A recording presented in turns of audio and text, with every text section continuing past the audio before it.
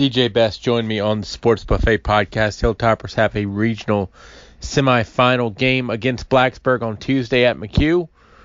DJ Best talks about all that, what's going right for the Hilltoppers this year, who's some of the unsung, and Mr. Amandre Harris. We talk about all of that and more. DJ Best on the Sports Buffet podcast. Always love catching up with the head coach of the EC Glass Hilltoppers, Mr. DJ Best. And Coach, let's look at Blacksburg, but let's talk about the Hilltoppers as a whole.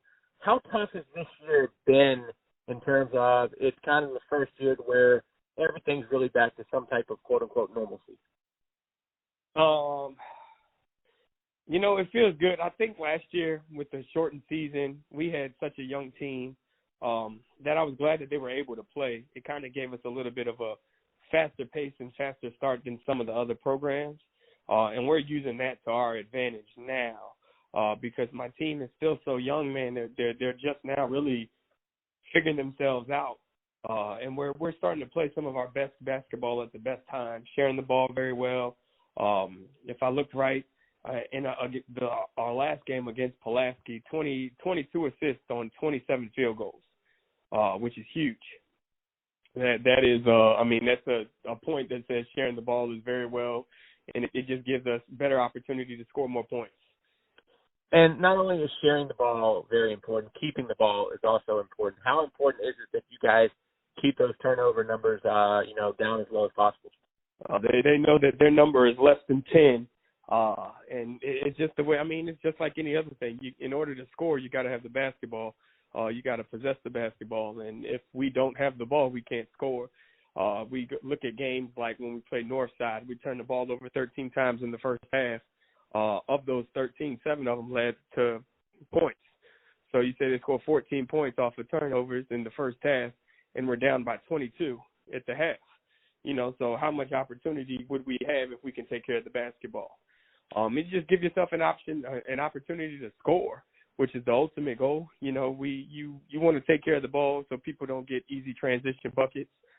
They got to work for it. Go ahead. I'm sorry. I was going to say, but it's one of those things where you want to value the basketball because if teams are struggling to score, for instance, we'll take the LCA game. We were struggling to score in the first half when they were at Glass.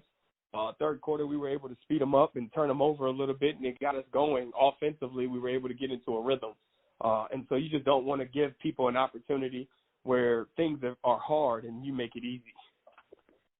Give me outside of what you've already answered, give me the identity of EC Glass without giving away any game plan or any tips or secrets. The identity of this team is heart, resilience, fight.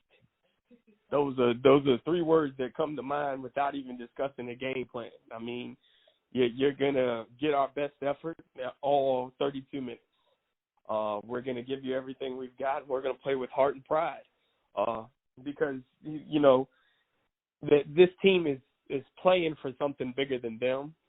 And you can tell with the season we've had, man, the ups and downs of me being in, me being out, Coach Jensen taking over and doing a fantastic job. Not being able to practice for 8 days before the Heritage game. It just, all of those things, all the adversity that we face. These kids are playing for something way bigger than them. And they love that type of pressure. They're going to go out there and they're going to play hard 32 minutes, and they're going to be okay with whatever the outcome is.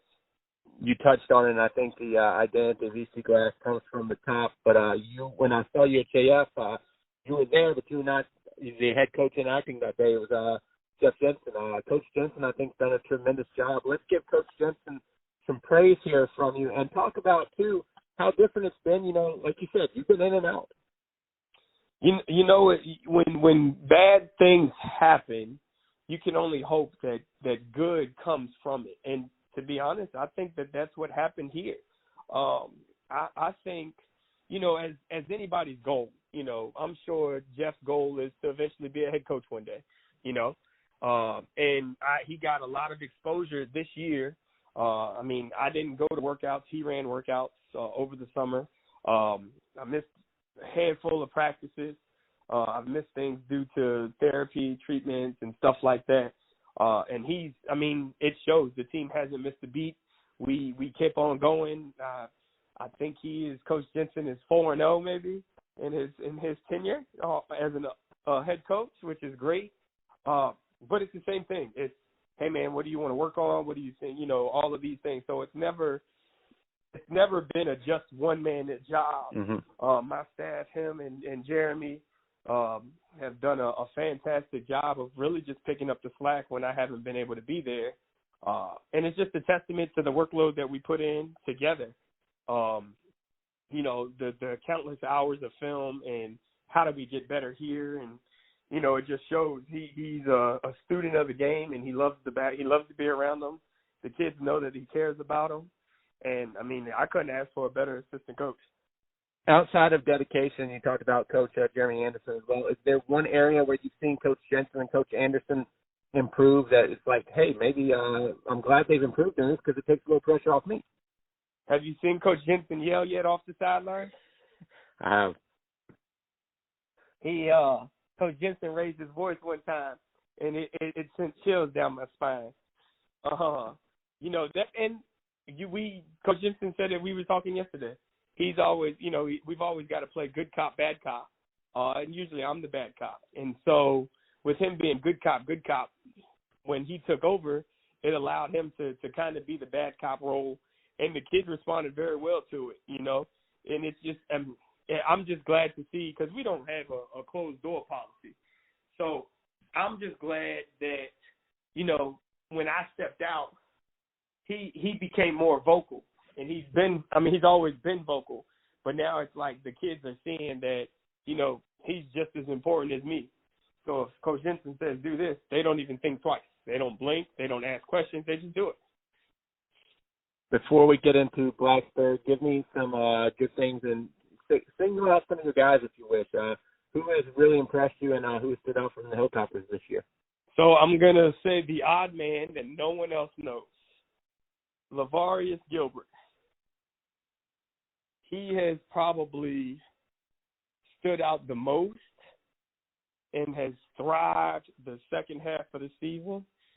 Not too many people watch him because he comes off the bench. He probably, if I had to guess, plays maybe 7 to 10 minutes a game. But it's the toughest 7 to 10 minutes in the game that anyone could ask for.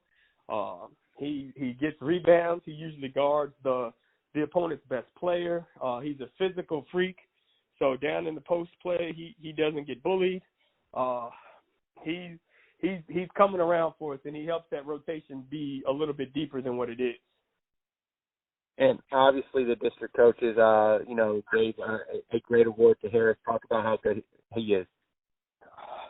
Amandre Harris is every coach's dream. And I say that probably doesn't give that kid enough praise. You talk about fantastic inside the classroom, student of the game. He watches more film than any person that I've ever encountered. And he's always watching film. He's always looking to try to get better, how to better his teammates. He's one of those kids who just wants to, hey, coach, don't worry about mine. I'll get mine, but let me get my teammates going first. Just a phenomenal athlete, though. Does nothing really teeters him off the rail, man. It's hard to get up underneath his skin. He's a kid that every coach should want to coach. And he's a kid that works hard. In practice, he wants to be on the scout team. He wants to be on the scout team because he's going to push his other teammates harder. He's going to push them harder. And that's how we get better, man. That's why we're playing we didn't shoot the ball against LCA very well, but we're playing really, really good basketball right now. And it's really because of him. Yeah, and when people would ask me, what did you think of East Glass? I only got to see once this year. It was against JF. You guys knocked down 11 threes. For me, it was hard to pick out an individual when the team plays that well. How much of that do you want to continue to happen to where, hey, maybe somebody can't say who had the best game, but, wow, the Toppers are tough as a team. And that's all. That's what we want. If let's even take against Pulaski. We take Pulaski. The only person who was in double digits was Amandre. Amandre scored 23 points, but everybody else, I had 2 kids with 8, 2 kids with 7, 2 kids with 6. So when you're getting 6 players 6 points and better, who do you stop? You go and stop this kid. Well, now this kid goes off for another unknown number that you don't account for. Same thing like when we went to LCA. You know, when LCA played us the very first time, Amandre had 31 points.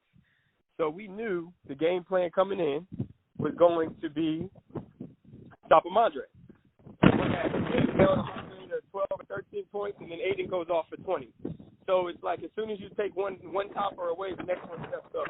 And that's been our season, man. It's been a next man up mentality. I go down, Jensen steps up, you don't skip a beat.